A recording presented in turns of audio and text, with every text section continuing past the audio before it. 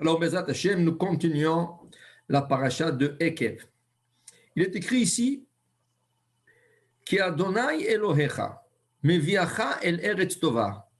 Car Hashem, ton Dieu, t'emmène sur une bonne terre. Eretz nachalemaim, une terre qui a des ruisseaux d'eau. Ayanot, il y a comment on appelle ça, de fleuves, ken, utomot, il y a souterrain, il y a de l'eau souterrain, yotzim qui sort bika dans la vallée ou ba'ar et dans la montagne, c'est une terre fertile. Eretz, c'est une terre où pousse chita, le blé, seos ora, l'orge, ut vegefen et le raisin, ut ena et la figue, verimon, la grenade, eretz, zet, shemen ou dvash, une terre d'œufs, olives, l'huile et le miel. Très bon. Alors, voyons un peu l'explication de Rashi et après on va expliquer le verset. D'abord, Rashi, il dit, qu'est-ce que c'est? On comprend Grita, le blé, Seora, l'orge, Geffen, le raisin, Te'ena, la figue, Rimon, grenade, Eretz, Zet, Shemen, une terre de olive, olive, huile d'olive. Qu'est-ce que c'est ça? On dit, en hébreu, on ne dit pas huile d'olive. En français, ça se dit huile d'olive. Okay? Mais en français, on dit, en hébreu, on dit shemen. Shemen, tout court. Alors pourquoi on dit dans la Torah ici zet shemen, l'huile d'olive? Le Rashi dit zetim aosim shemen. Il manque un peu ici dans ce Rashi. Mais Rashi dit comme ça, zetim, c'est des olives qui produisent de l'huile. Alors ça nous apprend déjà, c'est pas tous les olives qui sont faits pour donner de l'huile. Il y a des olives qui sont faits pour manger. Et il y a des olives qui sont faits pour l'huile. Et c'est deux types différents. Regardez d'abord combien de types différents tu as des olives. Tu as la Kalamata, et tu as la Manzanillo, et tu as toutes sortes, et tu as vert, et tu as noir, et tu as violet, tu as toutes sortes. Tu as toutes sortes d'olives. Donc, comme il y a toutes sortes de types d'olives, ainsi leur qualité est différente, où il y a des olives qui donnent d'huile, il y a des olives qui sont pour manger. Alors, la bénédiction d'Israël, parmi les autres choses qui poussent, c'est Eretz Zet Shemen, Zetim Aosim Shemen, les olives qui donnent de l'huile. Ça, c'est plus important, les olives qui sont faites pour manger. Parce que l'huile, c'est cher. C'est quelque chose d'important. Donc, la terre d'Israël a été bénie par des olives qui donnent de l'huile. Udvash, Udvash. Alors, ici, c'est pas rapporté, mais je vous lis le Rashi qui se trouve dans le Chumash normal, régulier. Dvash, dit Rashi, Zeu Dvash Temarim. C'est le miel de date. La Gemara raconte qu'il y avait une fois un père qui a dit à son fils, va me chercher les dates. Dans le baril là-bas. Il est parti, il a ouvert le baril, il a vu du miel. Il a fermé le baril, il est retourné chez son père. Il dit, papa, tu te trompais, c'est un baril de miel, pas un baril de date. Il dit, non, mets la main dedans. En bas de miel, tu vas trouver des dates. Alors, pour dire que quand on parle de dvash, le miel dans la Torah, ce n'est pas le miel d'abeille. C'est le miel de dattes ou aussi miel de figues. Les figues aussi, elles donnent du miel. OK? Alors, vous connaissez tous l'expression Eretz, Zavat, Chalav ou Dvash. La terre d'Israël est une terre bénie qui coule le miel et le lait et le miel. Vous savez dans quel contexte a été dit ce passage? Ça, c'était le Talmud Ketubot. Il y avait un rabbin qui est venu en Israël. Et à cette époque, Israël, ce n'est pas comme aujourd'hui. C'était comme le désert. Il y avait des bédouins à gauche, à droite. Il y avait un petit, qu'on appelle ça, une colonie juive. Et ce rabbin, quand il est arrivé en Israël, qu'est-ce qu'il voit? Il voit des chèvres qui sont en train de grimper sur des figuiers et manger les figues qui étaient juteuses, okay?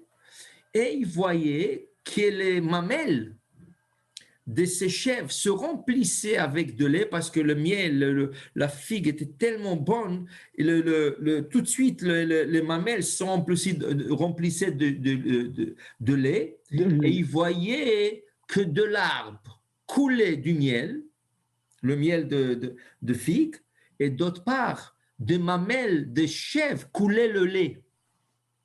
Et ce rabbin s'est exprimé, ça c'est une terre, il n'y a rien, il y a le désert ici, il n'y a rien, mais c'est une terre qui coule le miel des figues et le lait des chèvres. Et c'est là, ça vient que cette expression. Donc, on ne parlait pas de lait de vache et on ne parlait pas le miel d'abeille. Parce que quand tu dis à quelqu'un miel et lait, tout de suite, la référence c'est lait de vache, miel de abeilles.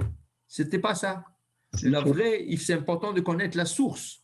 La source, c'était miel de chèvre et lait de chèvre et miel de figue. OK? Alors, la prochaine fois que quelqu'un vous dit Israël, c'est une terre qui coule le miel et le lait, tu dis ok, quel miel, quel lait? Qu'est-ce que tu racontes? Alors, voilà, quand il va te dire quelque chose, tu vas lui expliquer non, c'est pas comme ça, et tu vas lui enseigner. C'est pour ça qu'on étudie. Mais on appelle ça le miel quand même si Comment? ça vient des figues. Comment? On appelle ça le miel, oui, même si ça vient des figues. C'est le miel, c'est du miel. C'est la même forme du miel, c'est la même chose. Ça veut dire que la figue devait être très, très mûre. Oui, elle est très mûre et tu vois qu'elle coule comme un liquide orangeâtre, or, exactement la couleur du miel. Et c'est du miel. Et les dattes, c'est la même chose. Les dattes, c'est la même chose. Quand elles sont mûres, tu vas sur la date un peu de miel. Okay? C'est vrai. Mais ça, c'est quand elles sont fraîches. Nous, on le reçoit déjà pré-réfrigéré et tout ça. Ils ont le temps de sécher, alors on ne voit pas ça. Mais va cueillir des vraies dattes fraîches, tu vas voir le miel, qu'elle coule, si elles sont bonnes. Okay? En Israël, il y a des dattes noires. Tu peux le trouver qu'en Israël.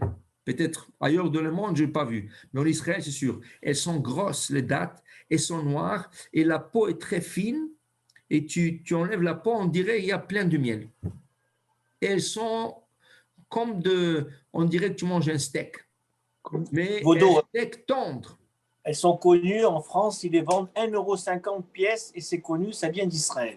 Tout le monde le sait. 1,50 €. Oui, monsieur, 1,50 €, ils sont très gros, ils sont très connus et vous rentrez même dans les marchés et dans les commerçants arabes qui vendent les légumes, ils les amènent dans les périodes, ils te disent ça c'est d'Israël, c'est les meilleurs. Wow. Même d'Algérie ou de Tunisie où ils ont des grosses dates, les meilleurs, Majoul, ça s'appelle Majoul, ils les vendent. Majoul, les grosses, oui, c'est connu. Khazak, very good. Voilà. Mais c'est les Majoul vraiment? Comment? Oui. Parce que Costco vend les Majoul d'Israël. Oui, mais c'est pas le même. C'est pas l'autre. C'est là le Majoul qui se vend ici à Costco, ils sont un peu bruns. Oui. Les autres qui se vendent en Israël, ils sont complètement noirs. Ah, ok, d'accord. Ou du brun très foncé, on dirait du noir. Mais c'est plus noir. Tu vas voir la couleur est carrément noire. Okay? Et très tendre, très mielleux. Okay? En Israël, il y a quelques années, ils ont trouvé dans des recherches archéologiques, ils ont trouvé un noyau de date qui datait 2000 ans. 2000 ans. Maintenant, le noyau de date, c'est quoi? C'est des morceaux d'écorce. De bois. C'est un morceau comme un morceau de bois. Okay? Avec la technologie en Israël, avec la technologie, ils sont arrivés à fertiliser ce noyau. Imaginez-vous, ça a donné des racines et ça a donné des branches jusqu'à qu'ils sont arrivés à faire pousser un arbre. Et sur cet arbre poussaient des dattes. Et ces dates-là, ils le vendent. Maintenant, c'est toute une espèce qui a été réjuvénée après 2000 ans. Oui. Imaginez-vous, un Wow. noyau de date, 2000 ans dans la Terre, ils sont arrivés à le revivre. Okay? Ça, c'est Ça, c'est extraordinaire. Ça s'apprend les Israéliens qui font ça. Okay? ouais. C'est la Chokhma d'Israël. Pourquoi? Parce qu'en Israël, il y a la bracha. Un noyau sec de 2000 ans, tu peux le fertiliser. Ailleurs dans le monde, ils n'ont jamais réussi de faire ça. Mais en Israël, ils sont arrivés à le faire. Okay? Donc, Magnifique. alors, on va continuer. Le verset nous donne la bénédiction. Top. Maintenant, regardez. Il y a ce verset est très intéressant. Il y a beaucoup à apprendre de ce verset, beaucoup. D'abord, nous apprenons que Eretz Israël a été béni par 7 espèces. Chita, blé 1. Seora, Usora, orge, numéro 2. Geffen, le raisin 3. Te'ena, les figues 4. Rimon, le grenade 5. Zet Shemen, l'huile des olives qui produit de l'huile, c'est 6. Dvash, qu'on a dit le miel, de date, 7. Il y a 7 fruits ici. Ces 7 fruits, c'est le 7 fruits où Israël a été béni. Ok? Les 2 premiers, ils sont différents. Chita ou Sora. Okay? Ce n'est pas des fruits, c'est des grains, c'est des céréales, si vous voulez. Okay? Les autres 5, c'est des fruits. Okay? Alors, dans la Gemara, dans le Talmud d'abord, et après dans la Halakha nous distingue entre ces 5 fruits et tous les autres fruits qui existent. Entre ces 2 grains et tous les autres grains qui existent. Qui veut dire quoi? Pour nous, il y a 5 grains de céréales, pas plus. Tous les autres, c'est des céréales, mais ils font pas partie. Ils font pas partie des grains qu'on peut faire du pain hametz. Oui, Pesach, hametz. La Gemara nous explique qu'il y a seulement 5 grains qui sont hametz. Blé, orge, seigle, avoine, seigle et épeautre. Ça, c'est 5 grains, le seul 5 grains qui peuvent devenir chametz. Qui veut dire quoi? Qui veut dire que quand tu écrases ces grains et tu fais de la farine et tu mélanges de l'eau, la pâte, elle va gonfler. Mais vous allez dire, mais prends du riz, écrase-le, fais de la farine du riz, mélange de l'eau, tu vas avoir de la pâte du riz et c'est gonflé. Okay? Prends n'importe quel autre grain, tu le fais et ça gonfle. Bon. Alors, dans comment on appelle ça, dans la science, okay? Il te dit il y a 2 choses. Il y a la pâte qui lève, c'est la pâte elle-même qui lève. Il y a ce qu'ils appellent sirachon. Sirachon veut dire que la pâte ne lève pas d'elle-même, c'est une réaction chimique. Mais ce n'est pas une pâte levée. Alors, la réaction chimique, c'est comme si tu mets 2 produits ensemble et ça commence à se gonfler. Mais ce n'est pas la pâte elle-même. C'est 2 éléments qui créent le lever de pâte, mais ce n'est pas de la pâte. Donc, la Gemara, dans la Sechet Psachim, nous enseigne qu'au niveau de Pesach, quand on parle du Hametz, il y a seulement 5 grains qui peuvent être Hametz, le 5 qu'on vient de mentionner. Tous les autres ne sont pas Hametz. Il y a une opinion de Rabbi Yochanan qui dit que même le riz, puisque sa bracha est mezonot, même le riz est Hametz. Et la Gemara dit que ce n'est pas la halakha. La halakha, c'est rien que 5 grains et le riz ne fait pas partie de grains qui devient Hametz. Donc, ceux qui ne mangent pas le riz à Pesach, ce n'est pas à cause du Hametz, Pas du tout, ce n'est pas à cause du Hametz. C'est une autre raison. Quelle est la raison? La raison est que dans le sac de blé, dans le sac de riz, qui était recyclé, plusieurs fois on trouvait des grains de blé. Ok? Alors, ils te disent que il y a des communautés qui n'ont pas accepté ce décret et ils mangent du riz à Pessah. Les Syriens, les Algériens, les Tunisiens, plusieurs en Israël, plusieurs mangent le riz à Pessah. Ceux qui ne mangent pas, comme les Ashkénazes et les Marocains, ce n'est pas à cause du Hametz, c'est à cause de peur pour qu'on ne trouve pas de grains de blé pendant Pessah. Et là, ça interdit toute la cuisine, les marmites, les fours, tout. Parce qu'il suffit d'un grain pour rendre tout Hametz. Ok? Donc ça, c'est au niveau des grains. 5 grains de céréales, tous les autres, même s'ils sont des céréales, ne sont pas parmi les 5 grains. Donc, la quinoa qui vient d'explorer, de trouver, il y a quoi, 10 ans, pas plus que ça, okay? La quinoa, ce n'est pas du tout Hametz. Elle n'a rien à voir avec la Hametz, la quinoa. Okay? La quinoa n'est pas de Hametz. Et même les Ashkénazes qui font attention ce qu'on appelle les légumineuses, okay? Les légumineuses, même les Ashkénazes, ils ont le droit de manger la quinoa. Qu'est-ce que c'est légumineuse? Toute chose qui pousse dans des pochettes, comme le fève, les pois verts, c'est une pochette avec plusieurs grains.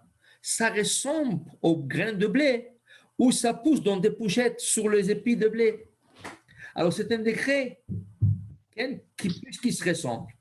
Et puisqu'on peut faire de la farine de maïs, la farine de riz, la farine de pois chiches, toutes ces farines, et à l'époque où il y avait des famines, les gens mangeaient des pains de riz, de pain de maïs, de toutes sortes de pains.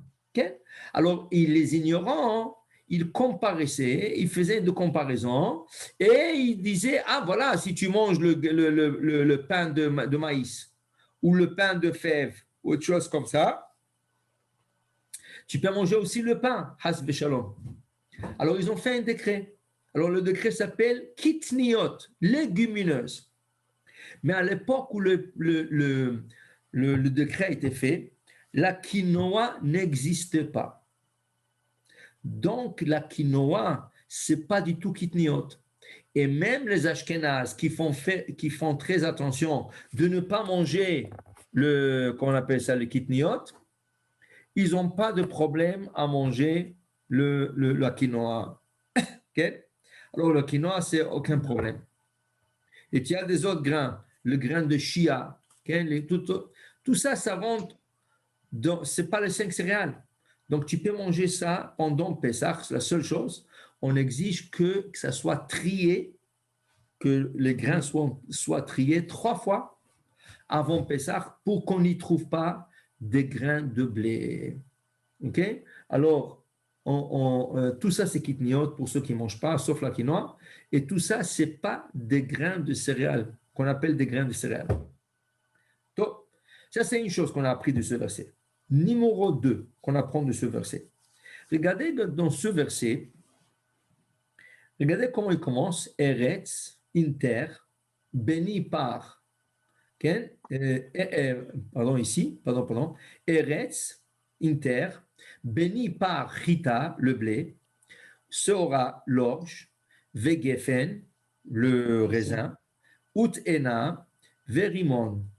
Regardez, vous savez, en hébreu, quand on veut connecter des mots, quelle est la lettre de connexion en hébreu? Vav. Vav. En français, qu'est-ce que tu diras? E-T. E. E-T. E. En hébreu, c'est le Vav. Tu peux dire V, regardez, Vegefen, ou tu peux dire ou, Us-Ora, Verimon, ou Dvash. Alors, on a connecté, on voulait connecter, on voulait parler de 7 fruits. Alors, on les a connectés. Alors, regardez. Chita, premier. Ous ora et l'orge. Vegefen et le raisin. Ut ena et la figue. Verimon et le grenade. Aïe, Eretz Zetchem, il n'y a pas de vav. Il n'y a pas de vav. C'est pas Et en plus Eretz. de ça, comment ça se fait qu'on répète le mot Eretz? Eretz, ici, il ne fallait pas répéter Eretz. Il fallait mettre un vav. Vezet shemen, ou dvash. Vous voyez? Ça pose une question. C'est la question du Talmud. C'est la question du Talmud. Comment ça se fait qu'au lieu de mettre un vav, on a ajouté le mot Eretz? Question Parce claire? qu'il y a une seule terre. C'est une seule terre. Et tout ce que tu essaies de faire, de parler et de ça, et de ça, et de ça, et de ça, et de ça, et de ça. Pourquoi le Eretz, c'est pas le Sur la vav? terre. Ok? La Gemara nous enseigne que la Torah voulait justement ici nous donner l'ordre d'importance de ces fruits. Combien de fruits il y a? 1, 2, 3, 4, 5, 6, 7. Quel est l'ordre d'importance? Est-ce que c'est l'ordre chronologique ici? Non. La Gemara nous enseigne, dans Masechet Brachot, tout ce qui est collé plus proche du mot Eretz, il va être plus important que l'autre. Alors, Eretz Chita, déjà, le grain ou le fruit de la terre le plus important, ça va être le blé. Après lui, ça va être l'orge, parce que l'orge est au deuxième rang par rapport de Eretz. Après lui, ça va être le Raisin. la grenade, la figue, Vérimon. Une seconde. Eretz. Ici, le zet shemen, l'olive, est proche du Eretz, au premier rang, comme la chita est au premier rang de Eretz. Ou de vache, les dattes. Les dattes sont en deuxième rang après le Eretz. Donc, comme l'orge, elles sont en deuxième rang. Mais une seconde. Qu'est-ce qu'on a dit? On n'a pas 7 fruits ici. On a 2 céréales et 5 fruits. Okay? Donc, par ordre d'importance, le céréal est plus important qu'un fruit. Parce qu'avec un fruit, tu ne peux pas te rassasier. Un fruit, c'est comme un dessert. Okay? Alors, c'est sûr que le chita et la seora, le blé et l'orge sont plus importants que l'olive et la figue et la date. OK? Maintenant, si je dois les énuméroter, alors voilà le numéro. Chita, 1, parce que c'est proche de Eretz, le plus proche. Seora, en deuxième rang, 2. Qu'est-ce qui est 3? Pas le raisin, parce que le raisin, c'est 3 par rapport à Eretz. Mais ici, Eretz, Zet Shemen. Donc, numéro 3, c'est l'olive. Numéro 4 d'importance, c'est le miel, c'est le date. Numéro 5, c'est le raisin. Numéro 6, c'est la figue. Numéro 7, c'est la grenade. Vous comprenez pourquoi? Par rapport à leur distance du mot Eretz. Alors, le plus collé au Eretz, c'est la chita et la seora, parce qu'ils sont des céréales, ils peuvent rassasier une personne, ils ont beaucoup d'importance. On peut faire du pain avec, on peut faire des gâteaux avec, ils ont beaucoup d'importance.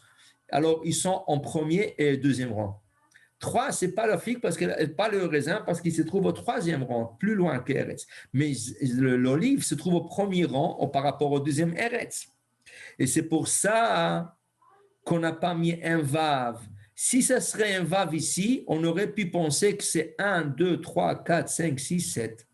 Maintenant qu'il n'y a pas le vav au cinquième rang, au sixième rang, c'est pour nous enseigner, tu coupes ici, tu coupes le verset ici. Et tu regardes, Eretz Chita Osora, 1, 2, 3, 4, mais ça c'est quatrième rang, ça c'est troisième rang, ça c'est 1 et 2, alors ça c'est 1 et 2, mais ça c'est 1 et 2. Donc 1, 2, blé, orge, 3, zet, shemen, 3, et le miel, ça veut dire que les dates, c'est 4. Est-ce que c'est clair, Rabotai? Oh oui, tout à fait. Tout à fait. Shemen, c'est le miel. Non, shemen, c'est l'huile. Ah, c'est l'huile. Ouais. Et udvash? Dvash, c'est le miel. Le miel. Ok. Le miel de date. Oui? Ok. C'est bon. Maintenant, regardez quelque chose. Pourquoi on dit ça?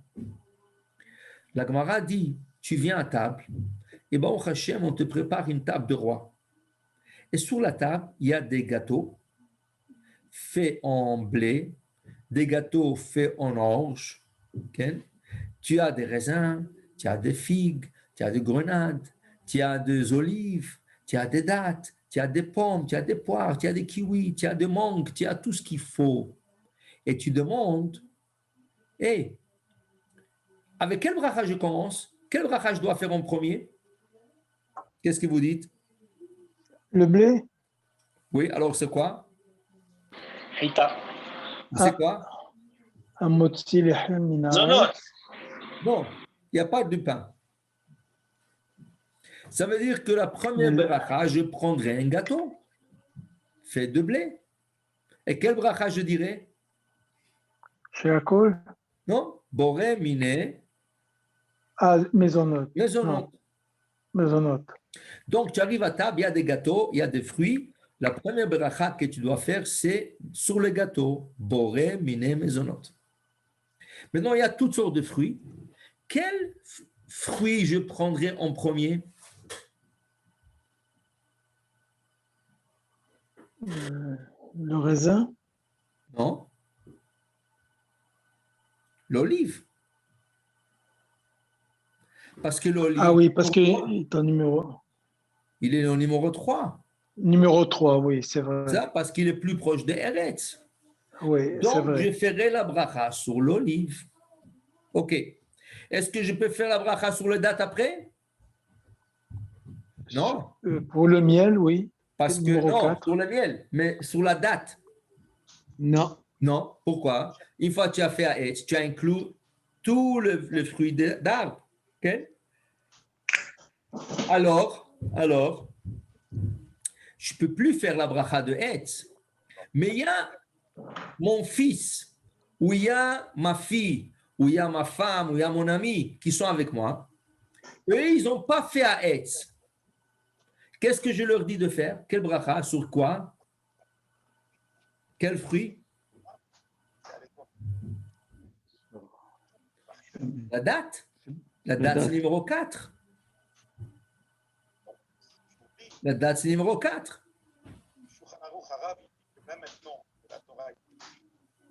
Oui ou non?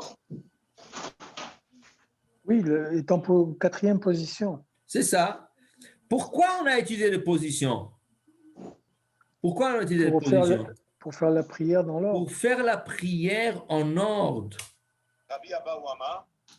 Okay. Pour faire la prière en ordre. Donc,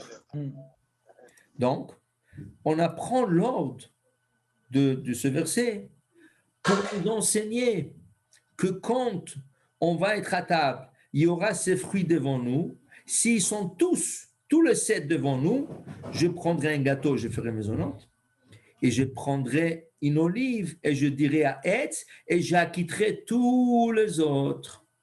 Mais maintenant, s'il y a quelqu'un à côté de moi qui veut faire à Etz aussi, je lui dirai, hey, prends la date, fais la bracha sur la date, car elle est en deuxième position d'importance. Okay? Comme ça, tu lui donnes la bracha, elle aussi. Il y a une autre personne avec moi, je lui dis, hey, prends le raisin, fais la bracha sur le raisin, parce que moi, j'ai fait sur l'olive, mon ami ici, il a fait sur la date, alors toi, fais sur le raisin, parce que c'est en 3e rang. Okay? Et après, il vient quelqu'un d'autre, il dit, hey, toi, tu fais sur la figue. Pourquoi? Parce que la figue est au 4e rang. Et une autre personne fera sur la grenade en dernier. De telle manière, on a tous fait des berachot pour acquitter tous les fruits à table, mais on les a fait en ordre d'importance. J'espère que vous comprenez. De toute façon, c'est ça qu'on fait Kvodo pour tout Bishvat, c'est ce que vous dites toujours de faire. C'est exactement le Seder de tout Bishvat. Bishvat, c'est ça. Tout Bishvat, pourquoi nous sommes plusieurs à table? Parce qu'une fois que tu as fait Haetz, tu ne peux plus faire Haetz.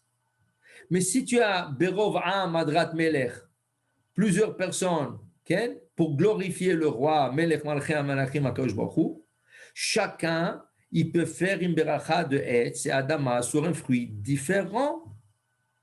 Alors donc, nous nous rassemblons à tout Bishvat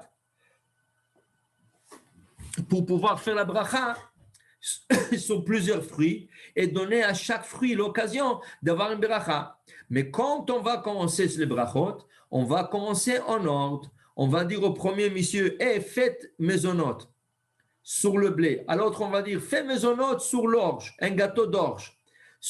À l'autre, on va dire, fais la bénédiction sur les olives. Et à l'autre, on va dire, fais la bénédiction sur les dattes. Et à l'autre, on va dire, fais la bénédiction sur les raisins. Et après, sur la figue. Et après, sur comment on appelle ça, les grenades. Le grenade. Donc, vous comprenez, la Torah nous a donné l'ordre. C'est un ordre d'importance. Malgré que l'ordre du verset, c'est après l'autre, mais la Torah nous a enseigné qu'ils ne vont pas en ordre. Pourquoi? En coupant le mot, au lieu d'ajouter un vav, Eretz, Chita, Usora, Vegefen, Vetena, Verimon, Vezet Shemen, au lieu de dire Vezet Shemen, et là, que ce serait comme une suite, on a coupé et on a mis le mot Eretz encore, pour dire ça se coupe ici. Et celui qui va être plus proche du mot Eretz, il va avoir plus d'importance, et c'est à lui, sur lui, on fera la beracha plutôt que se faire sur quelque chose d'autre. Est-ce qu'il y a des questions jusqu'à date? C'est bon? On continue. On continue.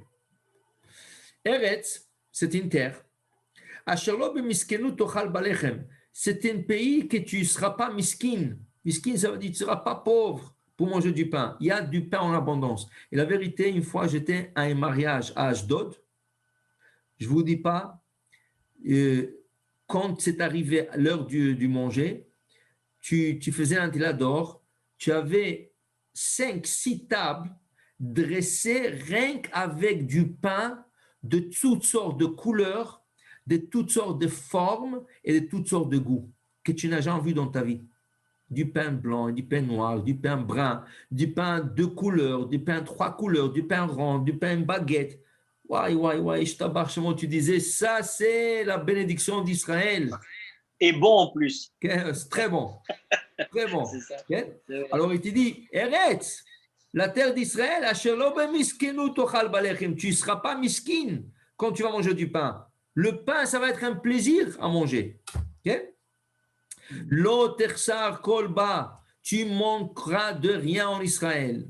Eretz, asher avanea barzel, une terre où les pierres sont en fer, ou me'arerea, et de montagnes, tartsov nechoshet, tu pourras prendre, il y aura des mines.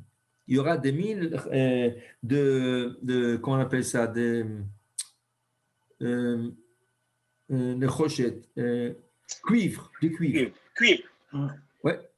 Maintenant, la Torah te dit, la chalta, vesavata, ou berachta, et Adonai Elohecha à l'Aaretz asher ata lach. Tout ce qu'on te demande, mange, mange, mange. Ou berachta, fais les bénédictions, fais une beracha. Ok? Et Hashem Elohecha, bénis l'Éternel à la Haaretz Tova asher ata lach, qui t'a donné cette bénédiction dans cette terre d'Israël. Une tomate en Israël, ça goûte une tomate. Une pêche en Israël, ça goûte une pêche. Un concombre en Israël, c'est un concombre. En Chutz-Laaretz, qu'est-ce que tu manges? Tout réfrigéré. Et en hiver, quand il fait moins de 20, 20, 30, tout est importé dans des frigos, dans des congélateurs. Quand tu le manges déjà, tu manges un morceau de glace. C'est pas le même goût. Ils disent, je lu une fois dans un livre, il dit, si tu prends un concombre de la terre et tu le manges, c'est un goût complètement différent d'un concombre qui a été arraché il y a 1 heure. Tu as arraché un concombre de la terre, et tu l'as reposé 1 heure et tu veux le manger, c'est pas du tout le même goût. Comme un concombre qui vient d'être arraché et tu le manges, le goût est différent. En Israël, les fruits et les légumes ont une bénédiction que le goût est différent. C'est délicieux, c'est frais, c'est tout ce que tu veux. Mais Hachem te dit, hé, moi je te donne tout ça. Pourquoi faire? Ve'achalta, mange. Ve'savata, rassasie-toi. Ou berachta, s'il te plaît, fais la bracha. Qu'est-ce que ça te dérange de faire Baruch ata Hashem Elokeinu melech haolam boré peri haetz? Qu'est-ce que ça te dérange de faire une bracha et dire merci Hashem pour ces fruits d'arbre? Une tomate, une banane. Baruch ata Hashem Elokeinu melech haolam boré peri haadama. Qu'est-ce que ça te dérange? Tu remercies Hashem. Tu n'as pas besoin d'être religieux ou pas religieux, pratiquant ou pas pratiquant. Tu as besoin d'être poli. Qui veut dire que quand quelqu'un te donne un chocolat, la moindre chose, c'est de dire merci. Akadosh Baruch Hu te donne à manger, dis merci. Il y a des gens qui veulent manger, mais ils n'arrivent pas à manger. Il y a des gens qui veulent manger et qui, Akadosh Baruch Hu ne leur a pas donné la possibilité d'acheter le manger. Et Baruch Hashem, toi, tu es en bonne santé, toi, tu as la possibilité d'acheter et de manger. Ou berachta, fais la beracha. Okay? Et la Gemara dit, celui qui ne fait pas la beracha sur les aliments qu'il mange, il est chaver, il est l'ami de Yorovam ben Nevat, au roi Yorovam ben Nevat. Yorovam ben Nevat était un roi okay, que par jalousie d'un autre roi d'Israël qui s'appelait Rochavam, le fils du roi Salomon, par jalousie, il a planté des idoles en Israël. Et il a forcé le peuple d'Israël d'adorer des idoles. Et quand il mangeait sans beracha. Dirachi, celui qui mange sans beracha, la Gemara nous dit qu'il est l'ami de Yorovam ben Nevat, qui veut dire quoi? Comme Yorovam ben Nevat a entraîné le peuple d'Israël à pécher, ainsi c'est lui qui mange son bracha entraîne ses enfants à pécher. Okay? Donc ses enfants, ils le voient, le père, en train de manger sans faire la bracha. Eux aussi, ils ne font pas la bracha. Alors qu'est-ce que tu es en train de faire? Tu es en train d'enseigner au monde de ne pas faire des brachot. Comme Yorovam ben Nevat a enseigné au monde d'aller contre Hachem en faisant l'idolâtrie.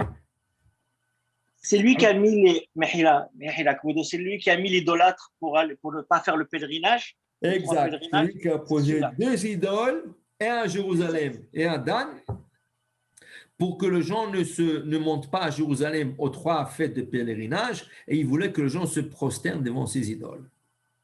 Et les idoles étaient la forme des veaux en or, la faute du veau d'or en double. Okay? Alors pour vous dire à Botaï, si tu ne fais pas un bracha, ça c'est quelque chose à toi, personnel, mais que tu enseignes aux autres ne pas faire bracha, ça c'est plus grave. Mais sois pas religieux, je dirais pas religieux, sois gentil. Gentil veut dire sois poli. Poli, le mot c'est plus poli. Ça veut dire quoi? Hachem t'a donné, dis merci. Et merci, le merci, c'est la bénédiction. C'est la bénédiction. Okay? Gratitude, c'est ça, ne pas être ingrat. Exact. Alors il dit ici, voilà, ça c'est tout ça enseigné dans le verset de Eretz, la terre qui est bénie par l'orge, par le blé, par l'orge, tout ça. Tu mangeras, tu rasseras et tu béniras l'Éternel. Okay? Selon la Torah, qu'est-ce qui est écrit ici?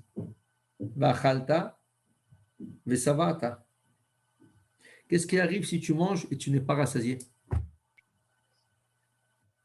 C'est pas bien.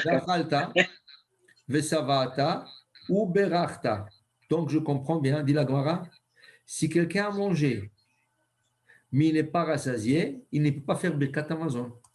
De quoi parle ce verset? Birkat Hamazon. La bénédiction de grâce après avoir mangé le pain. Si on dit Vachalta Vesavata, si quelqu'un te dit, moi j'ai mangé, mais je ne suis pas rassasié, je peux manger encore, mais il n'y a plus de pain. Normalement, selon la Torah, il n'y a pas Birkat Hamazon. La Gemara dit, qui c'est qui nous a instauré de faire Birkat Hamazon sur du pain, même si on n'est pas rassasié? Rabbanan, rabbinique. Le rabbin, ils ont dit non. Tu as mangé, même si tu n'es pas rassasié, mais tu as mangé la quantité qui satisfait, ne rassasie pas, mais satisfait une personne. Ça casse la faim qu'une personne est là. Okay? Il a toujours faim, mais il a cassé la faim. Ça veut dire qu'il n'est pas affamé.